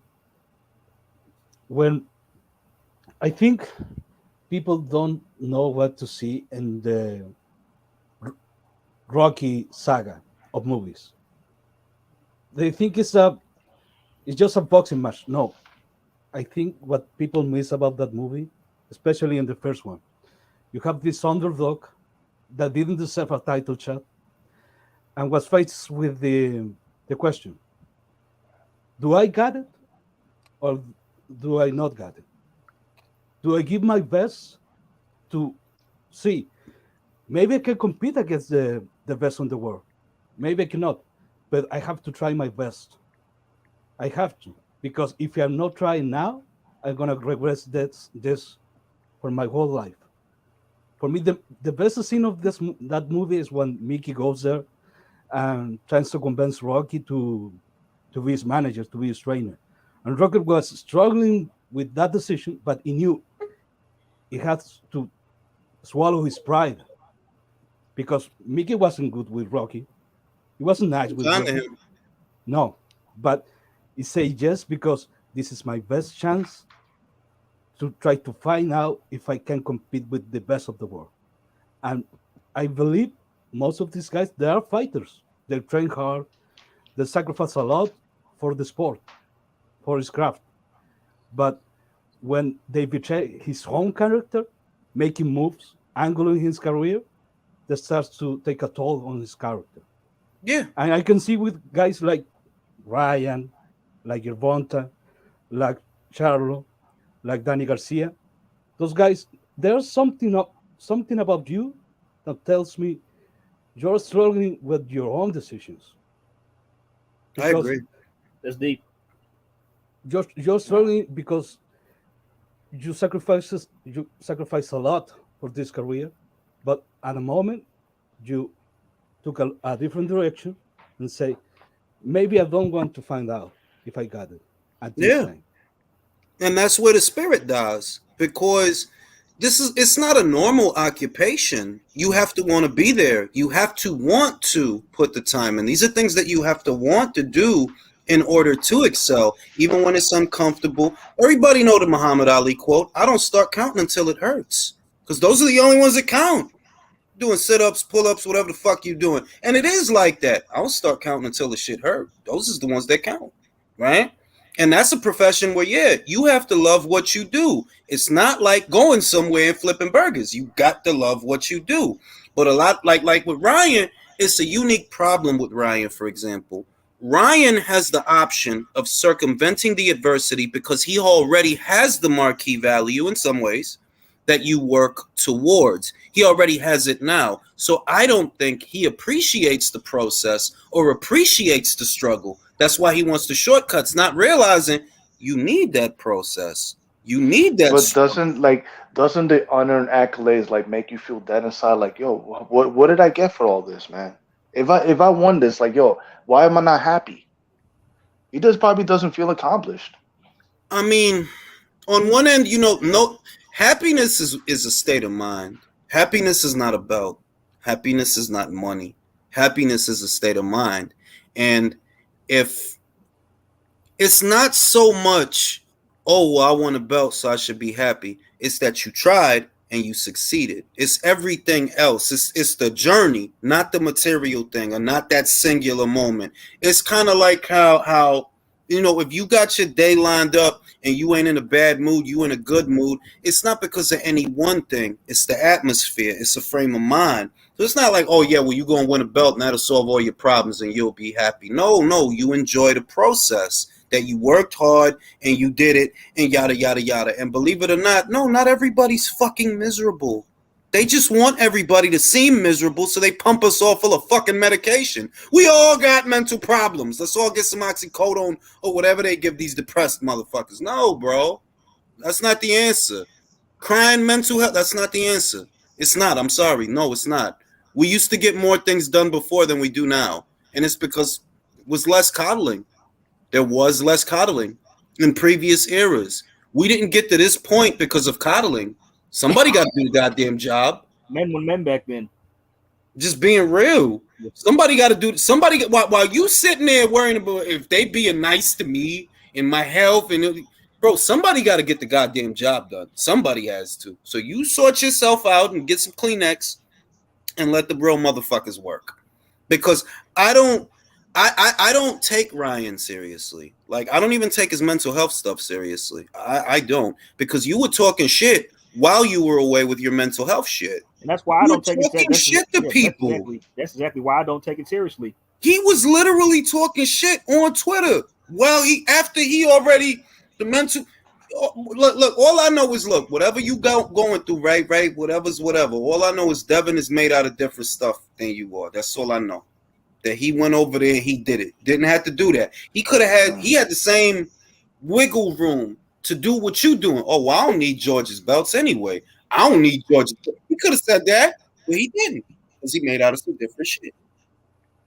Simple as. Now, you can fight Jojo Diaz if you want to, right? He's going to. That's next. And you could do $1 million gate.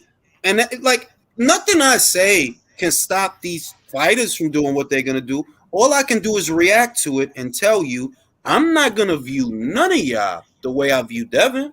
And don't get mad at me if I don't, like Leonard Ellerby. He gets mad that a lot of popular periodicals don't put Gervonta Davis on a pound-for-pound list. But why? You're not fighting. You're not doing what it takes to get there, though. So if your whole shit is money, don't worry about a pound-for-pound list. You got money, right? Let me throw something in here. I know what you guys are saying, but listen to this. When you're dealing with mental health in the sport of boxing, it never turns out well. Michael Moore, you got people like fucking who's that guy who fought David Tua? I'm talking about Ike Ibuchi. Yeah. Like, think about it. He just got out of jail. Hey, Jules Bot's back. But when mental health is involved, it's the wrong profession to be taking a punch to the face for a living, because it's just going to get worse progressively. Like, not everyone's made of the same stuff as the Atomic Bull, man. Like, he was fighting until he was almost 60. I agree, but this is a perfect example. LOL. I have student loans and I have student loans to pay, plus child to take care of, and these guys are millionaires, and anxiety and depression. Doesn't that say it all right there? Everybody has baggage. Everybody has baggage. Like what, Ryan? What's your struggle that you have to do your fucking job? So then, if it's that much of a struggle, then don't do it and do something else. Because there's other people. Everybody has problems, bro. Everybody who got it all? Nah, everybody has problems, bro. Yeah, I mean, if only if it was that simple as getting off a bike. But like, I don't know, man. It's like with Ryan, it's like, dude, you're right. He should probably quit the sport, but like, he needs it just to stay relevant. Like, he has no idea. As a kid that young, he has no idea what he's doing. Listen, he got a dad. Get into acting, bro, because you acting like you got mental health problems. Yeah. They attract a lot of those types, man. Yeah, in Danny's case, he can retire and never work again a day in his life, and he can also afford the best therapists in the country if this is really an issue for him. Yeah, like Danny have several ventures outside of boxing. Yeah, like in other words, I question when I hear the proliferation of guys that are claiming to, have mental health problems. I do question whether or not it's genuine, because it's a very easy go-to to exonerate oneself of responsibility of things. You have expectations. There are expectations that you have to meet. And these days, it seems like you can chalk it all up to, I got mental health problems. You pulled out of that fight because you had mental health problems. That's how you make it better. Tyson Fury covered up his bullshit. I'm mentally unfit. I suppose the investigation from UCAD has nothing to do with why you decided to leave.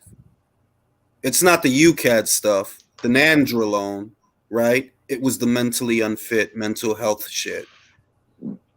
See, it's like when you factor that in, and he does, like, in all the interviews he did after that, talking about his mental health stress. Like, you got to wonder, is he hamming this shit up? I think he is. Is he really? I mean, like, I think he is. Bro, the timing. Listen, timing is everything. Leading up to the Klitschko rematch, he suffered an injury, his ankle, right? The UCAD stuff is going on in the background. Then they're like, they're investigating him for the nandrolone, this, that, and the other. Him and Huey Fury. Oh, I'm mentally unfit. I can't fight. I don't believe you. I don't believe Ryan. Jules, you said, like, what proof do you have that you had treatment? Did you get meds? Did you see a therapist? See, like, Danny where did you go? Like, yeah. Danny broke down. So I believe that, he dealing with something, because he broke down in front of a lot of people. I'm just saying that it seemed genuine. But that doesn't mean that everybody that screams, I got problems, that don't mean that you could believe everybody. Since when do you believe everything everybody says? I don't. I mean, if something sounds suspicious, I'm gonna ask questions. Like, okay, wait a minute, I'm a probe. I'm gonna get to the bottom of it. Yeah, like, bro, like just and the other thing is, I hate to break the news to you, right? Even if what you're saying is true, right? You are still expected to do a job, aren't you? Because like Matt, I remember Canelo said he did an interview with what's his name, the Graham Bessinger guy, right before the Billy Joe Saunders fight last year, right? And I think he admitted that one of his brothers was kidnapped before he fought Rocky Fielding. Hey, Drew's in the back wanting to come back in. He said he had to I'm about to shut it down in a few minutes. I'm gonna leave with this, right? I'm gonna close it out with this. It's not that I'm unsympathetic. It's that there are people who are not making millions, who are not making hundreds of thousands even annually. They have those same issues. The world continues to be unkind to them. They don't coddle them. They are still expected to function to some degree, and I understand that.